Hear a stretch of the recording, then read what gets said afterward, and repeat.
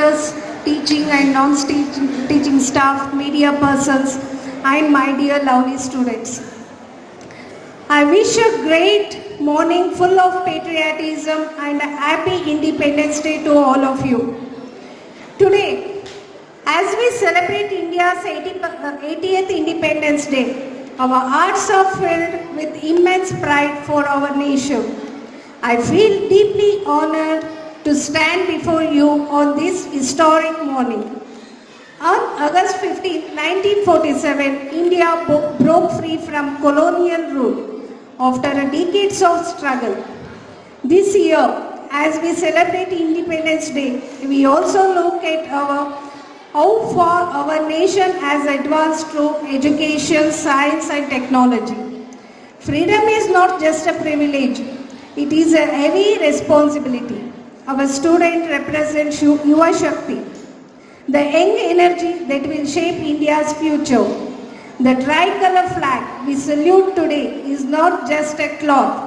It is soaked in the blood, sweat and tears of our freedom fighters. Our school remains committed to providing the right values, discipline, knowledge to every child here. We must fight today not with guns, with education, integrity, with unity. We must become the soldiers of growth, the defender of democracy and the builders of better India. Let us take a pledge to make India free from corruption, backwardness, narrow-mindedness, poverty and misuse of resources and communalism.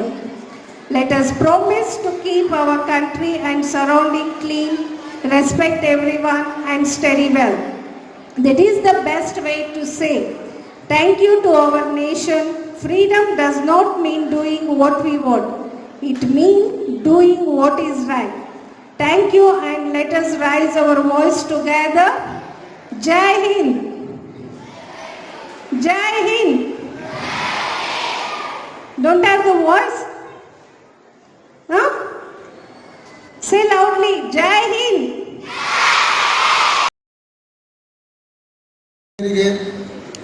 ಪ್ರಿನ್ಸಿಪಲ್ಸ್ಗೆ, ಟೀಚರ್ಸ್ಗೆ ಎಲ್ರಿಗೂ ನನ್ನ ನಮಸ್ತೆ.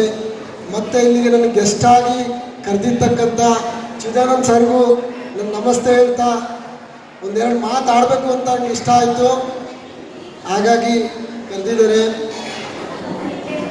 ನಾನು ಏನು ಹೇಳ್ಬೇಕಂತ ಅಂದ್ಕೊಂಡು ಬಂದಿದ್ದು ಎಲ್ಲ ಇಲ್ಲಿ ಸ್ಪೀಚ್ ಮಾಡೋರು ಎಲ್ಲ ಹೇಳಿದರು.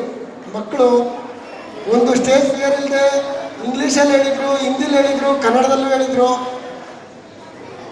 ಸ್ವತಂತ್ರ ಸಿಕ್ಕಿದೆ, 80 ವರ್ಷ ಆಯಿತು. ಆದರೂ ನೀವು ಸೈನಿಕರಿಗೆ ಒಂದು ಹಬ್ಬದ ರೀತಿ ಇಂಡಿಪೆಂಡೆನ್ಸ್ ಡೇನ ಆಚರಿಸ್ತಾ ಇದ್ದೀರಾ. ಇದೆಲ್ಲ ನಮಗೆ ಖುಷಿ ಆಗುತ್ತೆ. ಯಾಕೆಂದರೆ ನಾವು ಬಾರ್ಡ್ರಲ್ಲಿದ್ದಾಗ ಅನಿಸುತ್ತೆ ಯಾರು ನಮ್ಮನ್ನು ಯಾರು ನೆನೆಸಲ್ಲ, ನಾವು ಬರೀ ಇಲ್ಲಿ ಮನೆ ಎಲ್ಲ ಬಿಟ್ಟು ಹೊರಗಡೆ ಇರ್ತೀವಿ ಅಂತ. ಆದರೆ ಪೂರ್ತಿ ದೇಶ ಆಗಸ್ಟ್ 15ಕ್ಕೆ ಒಂದು ಹಬ್ಬದ ರೀತಿ ಆಚರಿಸ್ತಾ ಇರೋದು ನೋಡಿದರೆ ಎಲ್ಲ ಕಡೆ ನಮಗೆ ಖುಷಿ ಆಗುತ್ತೆ. ನಾವು ವರ್ಕ್ ಮಾಡೋದಕ್ಕೂ ಸಾರ್ಥಕ ಆಯಿತು ಅಂತ ಅನಿಸುತ್ತೆ. ಕೆಲವರು ಹೇಳ್ಬೋದು ಮನೆಯಿಂದ ದೂರ ಇರ್ತೀವಿ ಅದಿರ್ತೀವಿ ಅಂತ, ಬಟ್ ಆದರೆ ನಾವು ಏನೇ ಆದರೂ ಕೂಡ ನಮಗೆ ನೆನೆಸೋಕ್ಕೆ 140 ಕೋಟಿ ಜನ ಇದ್ದಾರೆ ಅನ್ನೋದು ಒಂದು ನಾವು ರಜದಲ್ಲಿರೋದಕ್ಕೆ ನಮಗೆ ಗೊತ್ತಾಗುತ್ತೆ.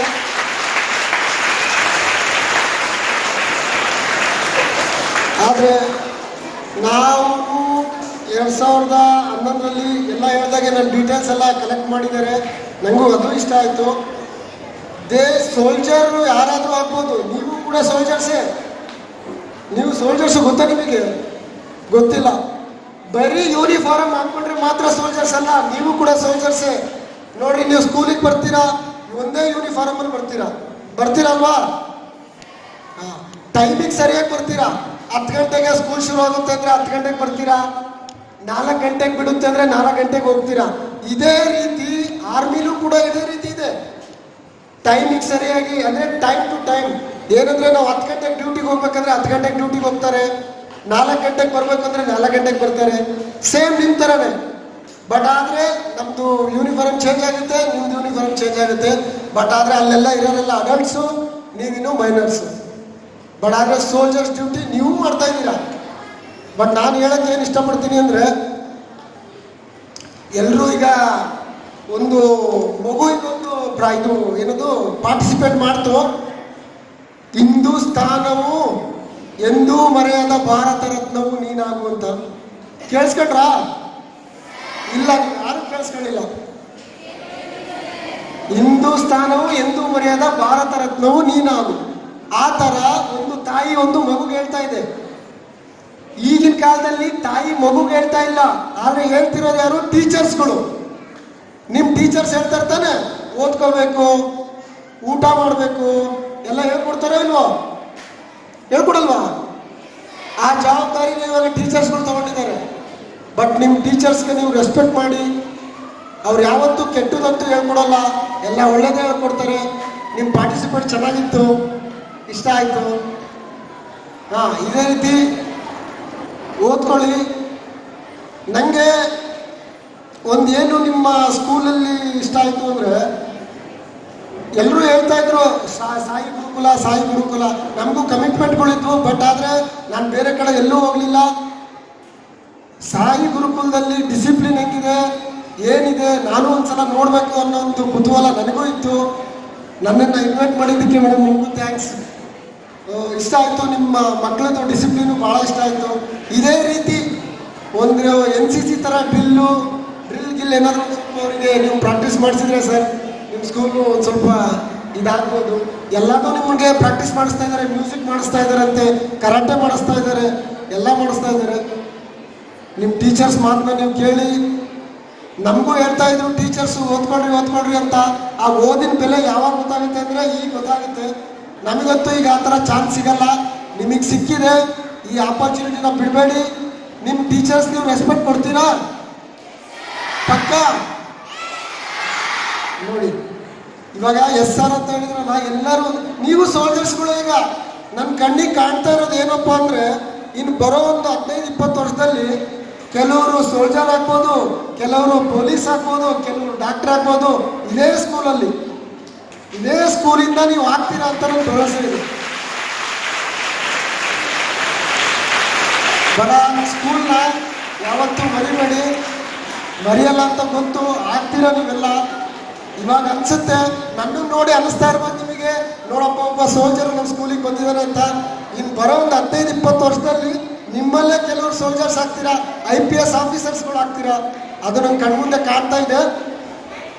ಇಲ್ಲಿಗೆ ನನಗೆ ಕರೆಸಿದ್ದಕ್ಕಂಥ ಎಲ್ರಿಗೂ, ಚಿದಾನಂದ್ ಸರ್ ನಿಮಗೂ ಅಷ್ಟೇ ನನ್ನ ಧನ್ಯವಾದಗಳು. ಇಂಥ ಒಂದು ಅಮೂಲ್ಯ ಕ್ಷಣಕ್ಕೆ ನನ್ನ ಮನೆಗೆ ಬಂದು ಇನ್ವಿಟೇಷನ್ ಕೊಟ್ಟು ಕರೆದಿದ್ದಾರೆ.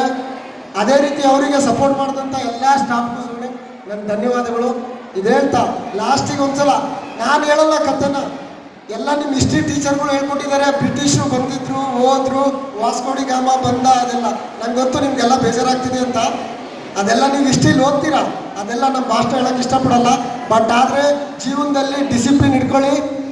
ಡಿಸಿಪ್ಲಿನ್ ಇಟ್ಕೊತೀರಾ?